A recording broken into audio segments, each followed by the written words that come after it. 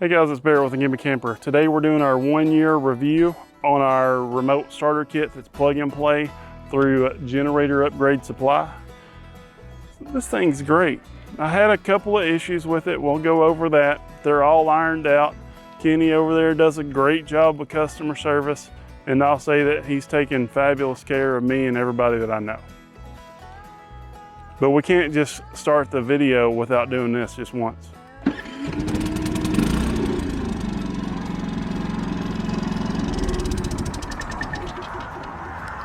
Now, we'll start out with why I wanted this thing. I wanted this because at the time I didn't have an inverter for my entire camper. I recently did just put an inverter in.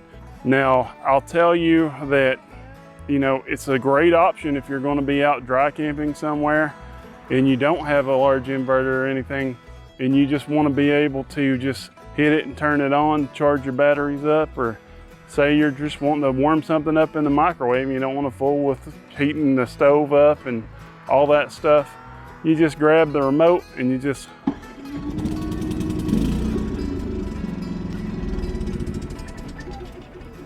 I know I keep doing that. I just can't help it. It's like a kid's toy. I just love doing it. And that's part of the thing there, is just the wow factor and being able to do that. Now, as far as what I personally do, I have the generator mounted in the camper here, obviously.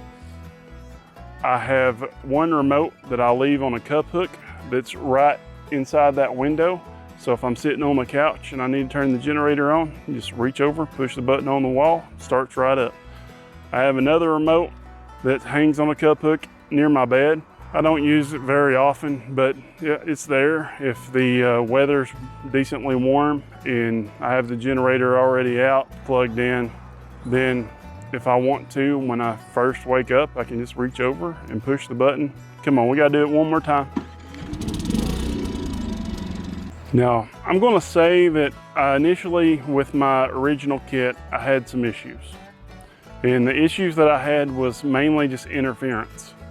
And I talked to Kenny about it. Kenny, apparently, I think I was one of the first people to come to him with the problem here. And so he had actually developed a few different things. We went through a few different problem-solving steps on getting that to go away. Now, I was actually staying at Cades Cove Campground in the Smoky Mountains, and it was quiet hours. And I actually had this thing, I think I had it pushed all the way in and the door closed, so it was a little bit more of a unnerving moment for me. I'm sitting there sleeping in the middle of the night and I hear it crank over. I hear it crank over. It doesn't start all the way up that time. It did about 10 minutes after that. And so from that point on, so that I wouldn't have that issue, and it'd be running while it's inside the camper with all the exhaust and everything in there and the fire hazard and the carbon monoxide. From that point on, I decided I was going to manually flip the remote control off every time that I put it up. I continue to do that, even though I've not had any issues recently, and we'll talk about why in just a minute. Let's flip it back on in case I just get the inkling to push that button again. As far as the interference that I was having, it was really weird because I was staying out in Tellico in the middle of nowhere one time and it started cranking like that. And then one time I was hitting my unlock button on my truck and that caused it to start. So I had some issues. I talked to Kenny about it. First thing that we did was go through and reprogram the remotes. That didn't have a lot of effect on it. He upgraded the system, sent me an extended antenna. That cut it down quite a bit, but I still had some issues from time to time. Well, he's recently got his kit, he calls it the 2.0 kit, I believe, and that's all he's selling these days. And it's much better components. And so I have had interference 0 times since switching to this kit. I'll say that this kit is far superior. It's a great product. It's still plug and play. So he keeps doing research, trying to make his product better. And he sent me this antenna. Now this antenna for this new 2.0 kit, he says is going to be included from now on, and that I would have much greater distance if I put this thing on. Now I didn't put it on because for my use, turns on, it turns off. I've never had it fail on me, not one time, other than to turn it off, you have to hold the shutdown button down. And if you kind of let go a little bit too soon, it might restart if it's not completely shut down. But besides that, I've never had an issue with it. So I told him I'm not even going to put this thing on because I don't need it for my purposes, because I'm not putting the generator like far away from my camper or anything like that. The range is a lot better than the first kit that I had, I'll say that. The startup's always been better than the turning off, because when you turn it off, it's got electrical interference that the generator causes. And so you always have to be a little bit closer. But with the new kits, it's one button push start. And you just push it once and it starts up. Come on, we gotta do it one more time. And then you hold down the second button in order to turn it off. Now, just to demonstrate what I was just saying, I'm gonna do it one more time. So we're gonna start it. And if I go to hold it down, but I don't hold it down long enough, you'll see what happens. See, it just kind of rebounded there. So let's turn it off. Now, I did do some testing with the ranges here, and you know, I got 40, 50 feet most of the time, no problems. The only time I had any issue was when I was on the front side of the camper, because I had to go all the way through the camper. But even going straight back this way and being behind that slide, it went for 40 or 50 feet with no issues. Now, I'm saying that without having this antenna in, okay? You have to remember, I do not have this antenna, which is now standard. Now, Kenny told me that when he puts this antenna on, he's getting up to 240 feet of starting and stopping. Now, that's just amazing to me. I was able to go where I parked my camper here. I'd say it's about 100 feet up that way, because the module is on this side.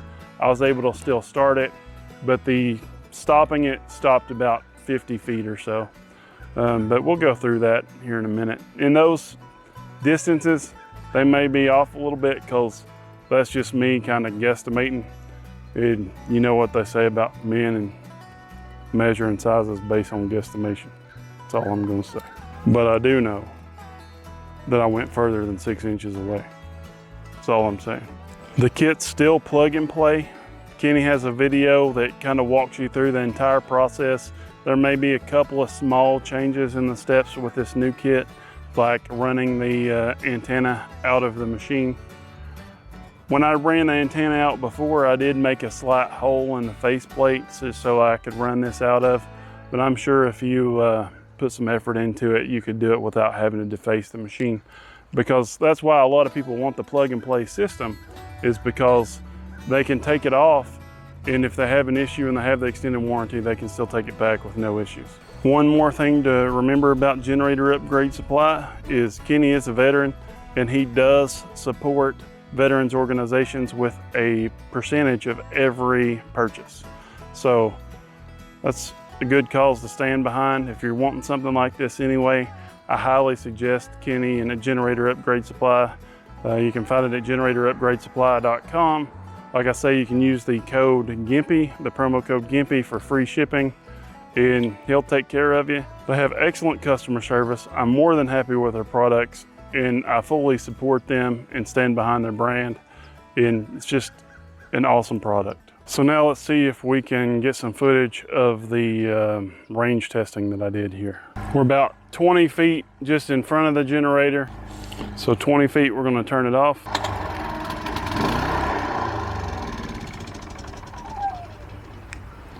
20 feet, we're gonna turn it on. Okay, just on the front side of the camper with the generator running. Still turns off, still turns on. And from here, 20 feet in front of the camper with the generator on the other side, I was not able to turn the generator off with the remote. But again, I don't have the extended remote on there because I don't feel like I need it. It did turn off 10 feet in front of the camper, as well as restarted. And turn it off again. See if it starts 20 feet in front of the camper. It did start. It just gets more electrical interference while it's running. And it'll almost turn off and then it takes over and turns back on. But again, I don't have the extended antenna. All right, so we're about 20 feet behind the camper and the generator is, you know, another 20 feet. So that's going to be about 40 feet. It turns off fine from 40 feet on this side because I don't have the camper in the way and it's more of a direct line of sight. So that's 40 feet, let's go to 50 feet.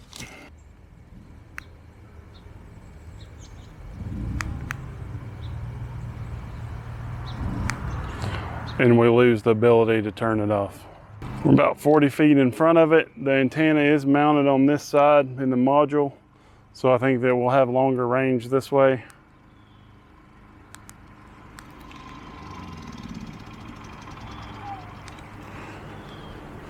It still works. All right, so we're about 70 feet. At 70 feet, it turns off on the side of the transmitter and turns on.